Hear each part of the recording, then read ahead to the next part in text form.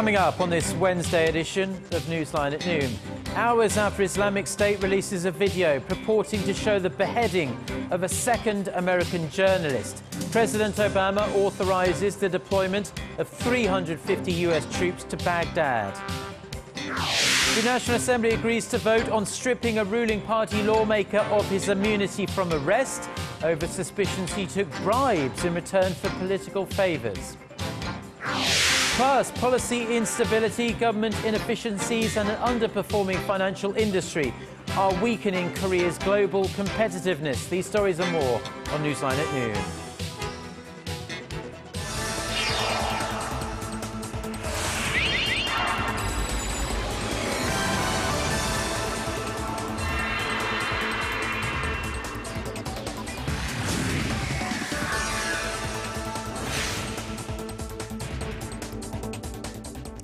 It's noon Wednesday, September 3rd here in Korea. Thanks for tuning in. Live from Seoul, I'm Eoh Jin-joo. It's very good to have you with us. I'm Mark Broome. Our top story this lunchtime. Another American journalist has been murdered by Islamic State militants. The video, which was released several hours ago now, purports to show the beheading of Steven Sotlov in yet another dramatic escalation in the group's battle with the West. The extremist group warns that another hostage shown in the video, who is said to be British, will suffer the same gruesome fate unless Washington stops launching airstrikes in Iraq. Hwang Seong-hee has the story.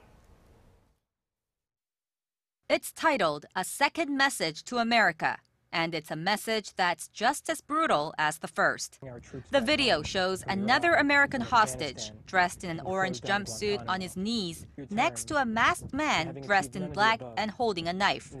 The beheading of U.S. journalist Steven Sotlov was posted online Tuesday by the Islamic State with a warning to President Obama to halt airstrikes in Iraq. So just as your missiles continue to strike our people, our knife will continue to strike the necks of your people. The masked man's voice is the same, an apparently British voice, as the world heard on the video of James Foley's murder a fortnight ago. Mr. Sotlov, a 31-year-old freelance journalist from Miami, disappeared while reporting from Syria in August last year, but his family had kept the news secret, fearing harm to him if they went public. Last week, Mr. Sotlov's mother issued a video appeal, pleading with the militants to spare her son. As a mother, I ask your justice to be merciful and not punish my son for matters he has no control over.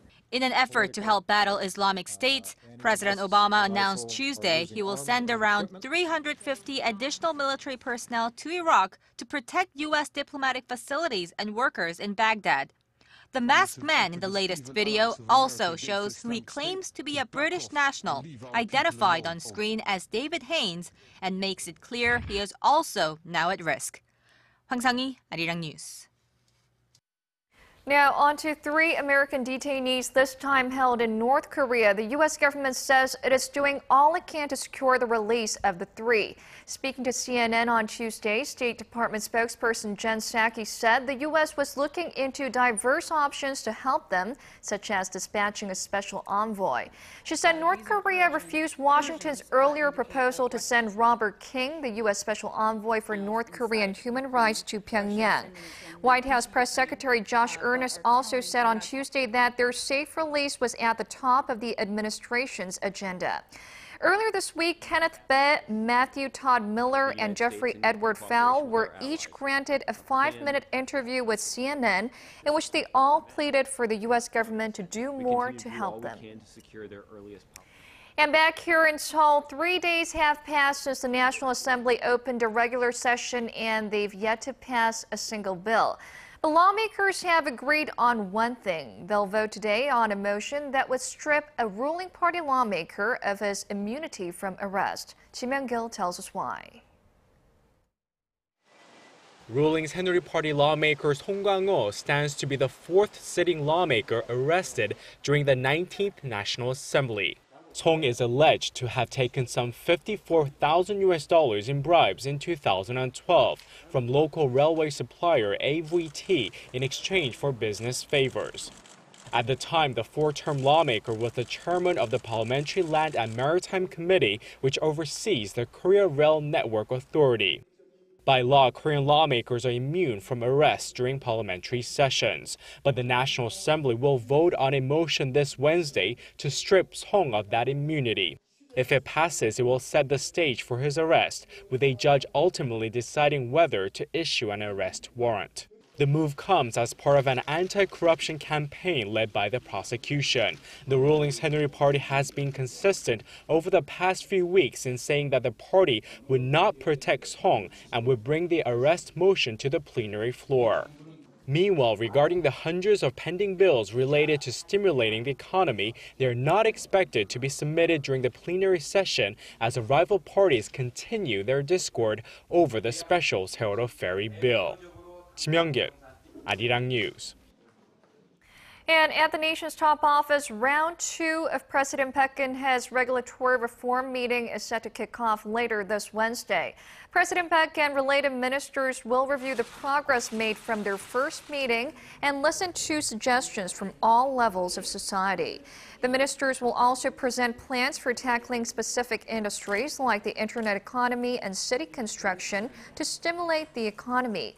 Now, this second meeting was scheduled for last month, but was delayed after President Park urged the ministries to address the outdated regulations pointed out at the first meeting in March before holding discussions.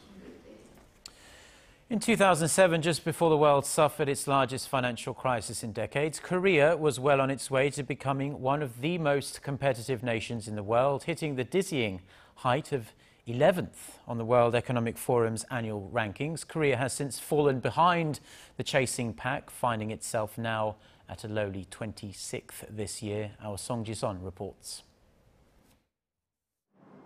Korea has taken a step backward in terms of global competitiveness. The World Economic Forum, in its annual report, placed Korea 26th in the world, a spot lower than last year. It's the nation's lowest ranking since 2004.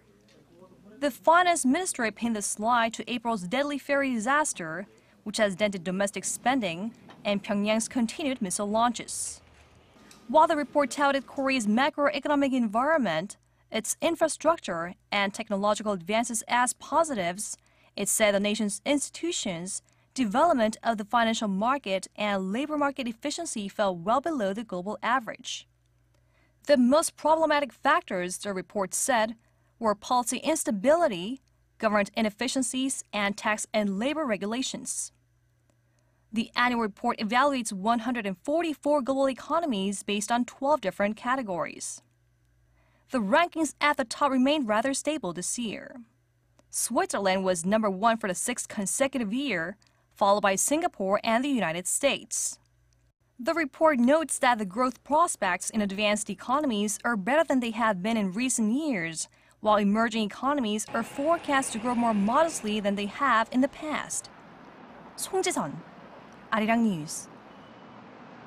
Now, in search of new growth engines, Korean conglomerates invested more on research and development and less on plants and equipment in the first half of this year. Research firm Eoh Score said R&D investment by the nation's 30 largest companies jumped 7.3% to $15.9 billion in the first 6 months this on year. Facility-related investment, however, fell, or edged down really, 0.3% during the same period. Samsung poured the most into R&D, followed by LG and Hyundai Motor. The world's largest smartphone maker, Samsung Electronics, has been having a rough ride of late as it struggles to deal with slumping profits and increased competition from cheaper Chinese manufacturers. Now, there doesn't seem to be much light at the end of the tunnel either, with the company's share price now at a 2-year low and profits forecast to continue falling. Kwon Soo-ah reports. Shares in Samsung Electronics are on the slide, with the company's stock slumping below the 1.2 million won, or roughly $1,180 mark, for the first time in 2 years on Tuesday. This comes as local brokerage houses have been slashing their estimates for the Korean tech giant's third quarter operating income.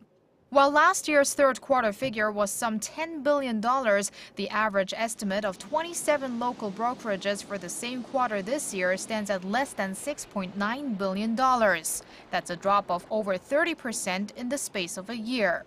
The lower end of the projections made by brokerage firms such as Hyundai Securities were even below $6 billion.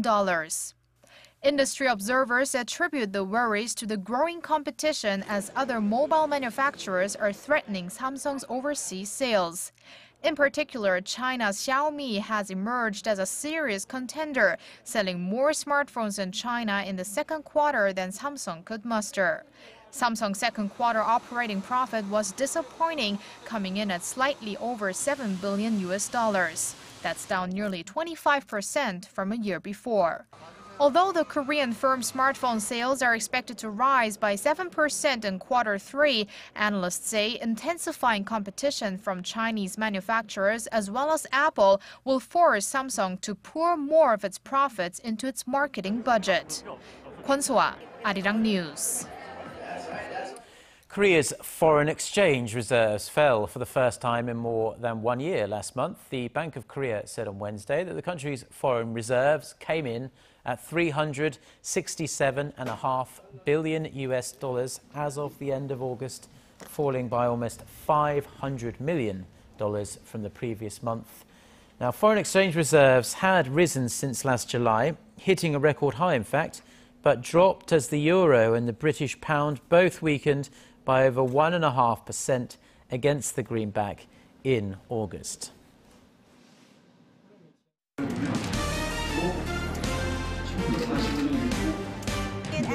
Stay up to date on the latest news out of Korea, connecting to our team of reporters about the issues that matter to Korea. On air, on your mobile, online. Find out more about Korea on Newsline at Noon with Mark Broome and Eoh Jin-joo. I'm Eoh Jin-joo. Market researcher, strategy analytics, said Thursday that LG Electronics brought in about 11. A NATO summit is scheduled for this week in Wales, where the crisis in Ukraine will top the agenda. Now, Russian President Vladimir Putin has given them one extra item to discuss as he reportedly tells a European leader that Russian forces could conquer Kiev in just 2 weeks' time. Shin Se-min has the details. Russian President Vladimir Putin says his forces could take control of Ukraine's capital city in just 2 weeks if given the order.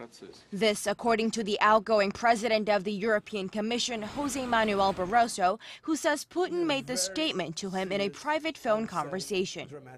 The Kremlin has not denied that Putin made the remark, but said it was taken out of context. They've threatened to release an audio recording and transcript of the phone conversation to clarify what Putin said and slammed Barroso for making it public in the first place. Barroso claims Putin told him that Kiev would be an easy conquest for his forces. World leaders are starting to arrive in Wales for a NATO summit on Thursday, where the crisis in Ukraine will dominate talks. NATO has proposed setting up a rapid response force to deter threats to Eastern European member states and will decide whether to deploy to Baltic states who remain worried about Russian aggression. U.S. President Barack Obama will arrive in one of those states, Estonia, on Wednesday to ally concerns before heading to the NATO summit in Wales. Shin Se-min, Arirang News.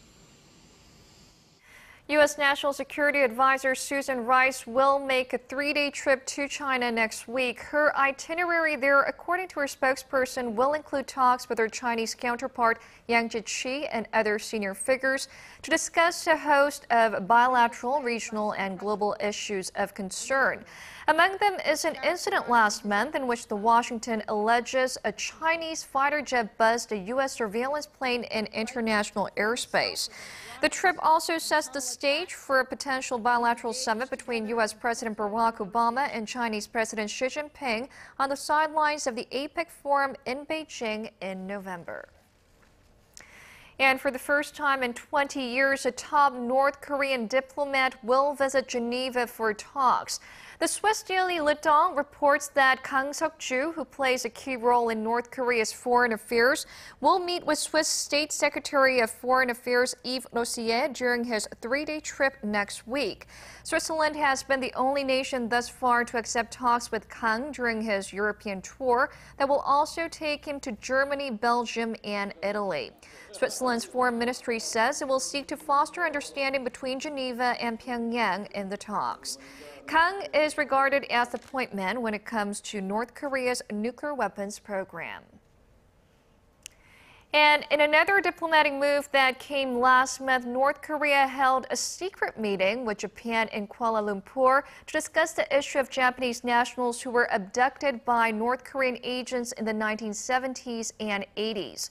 Citing diplomatic sources, Japan's Kyodo News Agency reported Tuesday that a senior North Korean official met with Tokyo's top diplomat for Asian affairs, Junichi Ihara, in the Malaysian capital on August 21st, but little progress was made during the secret contact. The report said Pyongyang did not provide any new information on the abductees, but demanded Tokyo lift additional sanctions in exchange for the first report on its investigation into the issue. The two sides failed to fix the exact date for the release of the report, which was initially expected to come out in the second week of September. North Korea will begin sending its athletes competing in the upcoming Incheon Asian Games to South Korea starting next Thursday. Seoul's Unification Ministry says the North sent a letter via the Inter-Korean hotline on Tuesday outlining detailed plans for its participation in the highly anticipated sporting event. It said the first group of North Korea's 273-member delegation will arrive on September 11th.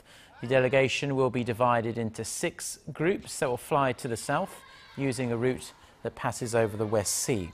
The Asian Games officially kick off on September 19th in the South Korean port city of Incheon.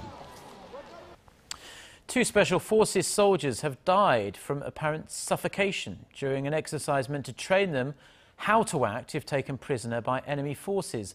Military officers said on Wednesday that the 2 staff sergeants, only identified by their family names, Eoh and Jin-joo, collapsed late Tuesday while training in a unit of the Special Welfare Command in the central town of Jungpyeong.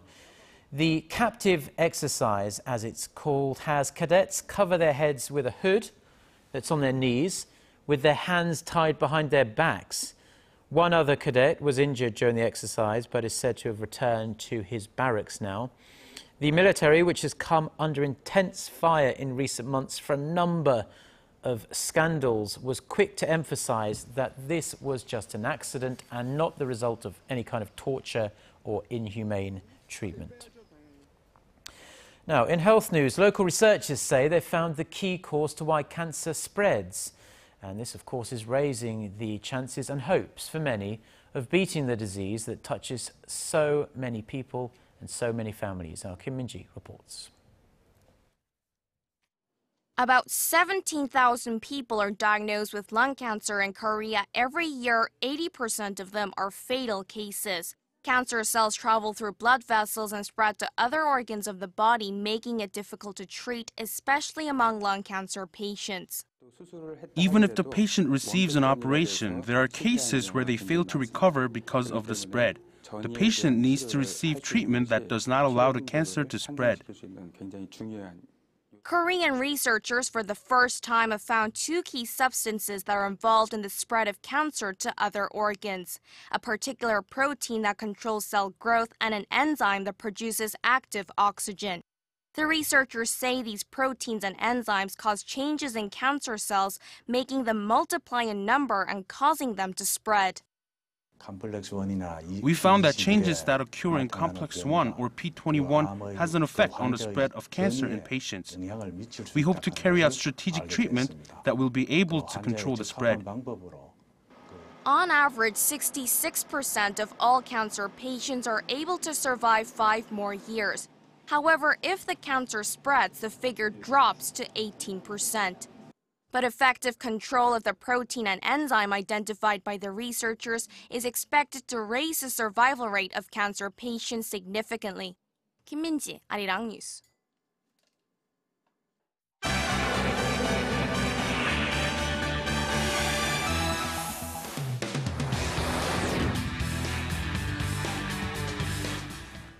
Well, now it's time to look through some of the other international headlines we're following on this Wednesday afternoon. For that, we turn to our Eunice Kim, as always, who's standing by for us at the News Centre. Eunice, we hear that aid organizations fighting to contain the Ebola epidemic has appealed for urgent international assistance before it's too late.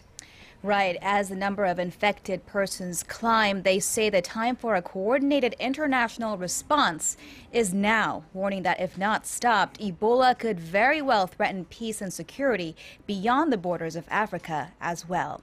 Our Son Jung-in has the story. Aid organizations battling to contain the worst ever outbreak of Ebola have issued separate but very similar demands. They say international intervention is needed to stem the spread of the deadly virus, calling it a global problem, not just something confined to West Africa. Doctors Without Borders, the group spearheading medical efforts in affected countries, says the fight is being lost, with treatment centers being reduced to places where people go to die alone. 6 months into the worst Ebola epidemic in history, the world is losing the battle to contain it. Leaders are failing to come to grip with this transnational threat. In a separate speech in the U.S., the head of the National Public Health Agency warned the epidemic is spiraling out of control, with infection numbers rising fast. There is a window of opportunity to tamp this down, but that window is closing. We need action now to scale up the response. Freyden went on to say the answer to this outbreak comes down to three things: resources, technical experts in healthcare and management, and a global, coordinated, and unified approach. The World Health Organization, criticized for not acting sooner to bring the outbreak under control, reports that more than 3,000 people have been infected in West Africa, but this could rise to 20,000 and spread to more countries. Meanwhile, the UN Food and Agriculture Organization has issued a food security alert for Liberia, Sierra Leone, and Guinea, which are the countries most affected by the outbreak. Son Jung-in, Arirang News. And returning to Asia, Japan's Prime Minister Shinzo Abe is expected to reshuffle his cabinet later today, his first since returning to the post at the end of 2012.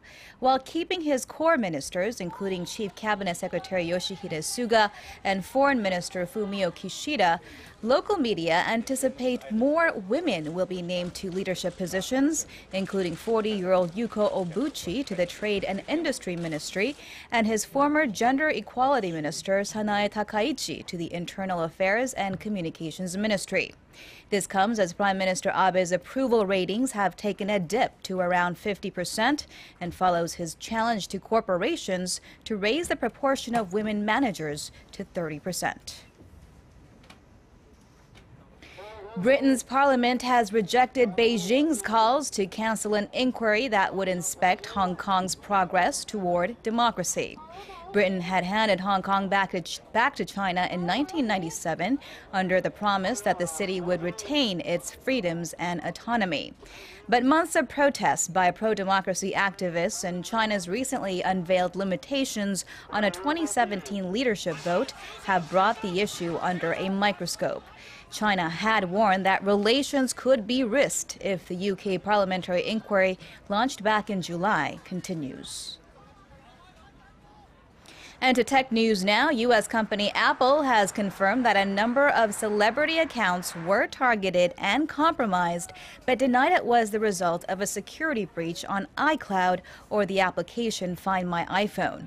Actress Jennifer Lawrence and model Kate Upton were among the dozens of female celebrities whose private nude photos were hacked and uploaded onto a website, triggering security concerns. Apple said following a 40-hour probe, its engineers believe the hacker likely had used usernames, passwords, and security questions to gain access to the accounts.